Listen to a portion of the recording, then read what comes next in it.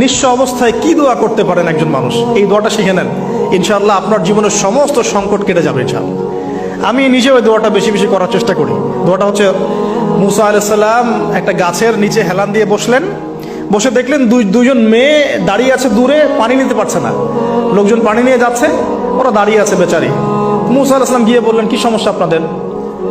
এটা নিয়ে আপনারা আবার মেয়েদের সাথে কথা বলার চেষ্টা করেন, ঠিক আছে? তো মাহারাম গায়রা মাহারাম মেনে চলে। তারা বললেন যে আমাদের বাবা অনেক বৃদ্ধ মানুষ, আমরা পানি নিতে পারি না যতক্ষণ না আমাদের কম পানি নিয়ে চলে যায়। মুসা আলাইহিস সালাম তো একটু বললাম না, ফিজিক্যালি খুব স্ট্রং ছিলেন, থাকে না বডি বিল্ডার, সামনে গিয়ে কথা বলে সরো পানি নিতে দাও, তখন মানুষ একটু মূল্যায়ন করে না। তো মুসা আলাইহিস সালাম এভাবে পানি নিয়ে দিলেন এবং বাছুরদেরকে পানি পান করালেন, করিয়ে গাছের নিচে এসে বসে আছেন।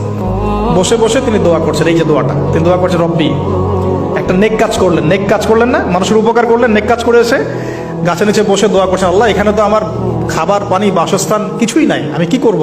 রব্বি ইন্নি লিমা আনজালতা ইলাইয়া মিন খায়রিন ফাকির, রব্বি ইন্নি লিমা আনজালতা ইলাইয়া মিন খায়রিন ফাকির। আবার বলেন, রব্বি ইন্নি লিমা আনজালতা ইলাইয়া মিন খায়রিন ফাকির। অর্থ হচ্ছে, হে আল্লাহ, তুমি তোমার পক্ষ থেকে আমার উপরে যে নিয়ামতগুলো দিবে, আমি এর জন্য ফকির হয়ে বসে আছি। আল্লাহ অর্থ বুঝে পড়বেন ভাই, নামাজ রোজা হজ জাকাত যাই করেন আল্লাহর ওয়াস্তে অর্থ বুঝে পড়বেন।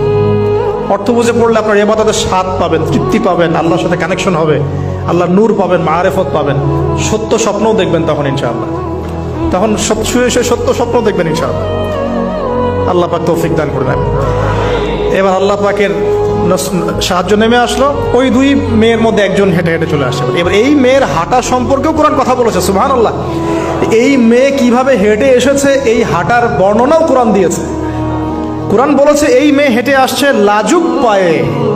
এখন আপনি এই পুরো ওয়ার্ল্ডের মেয়েদের হাঁটা দেখেন, লজ্জা আছে? তাহলে মেয়েদের সাথে লজ্জা একটা গভীর সম্পর্ক আছে। এই মেয়ের প্রশংসা আল্লাহ পাক কোরআনে করলেন, লাজুক পায়ে লাজুক ভঙ্গিতে অবনত নয়নে সে হেঁটে আসলো। এখন আপনি কেলে যান, গো টু খেল, আপনাদের টুইন টাওয়ারে যান, দেখেন সবার হাঁটার চলা দেখেন। হায়া লজ্জার কোনো বালাই আছে এখানে?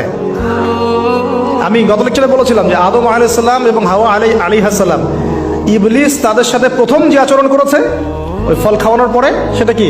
তাদের গা থেকে পোশাক খুলে পড়ে গেছে, মানে নগ্ন করে দিয়েছে আমাদের পিতামাতাকে, মহাবিশ্ব নগ্ন করে দিয়েছে কে? ইবলিস।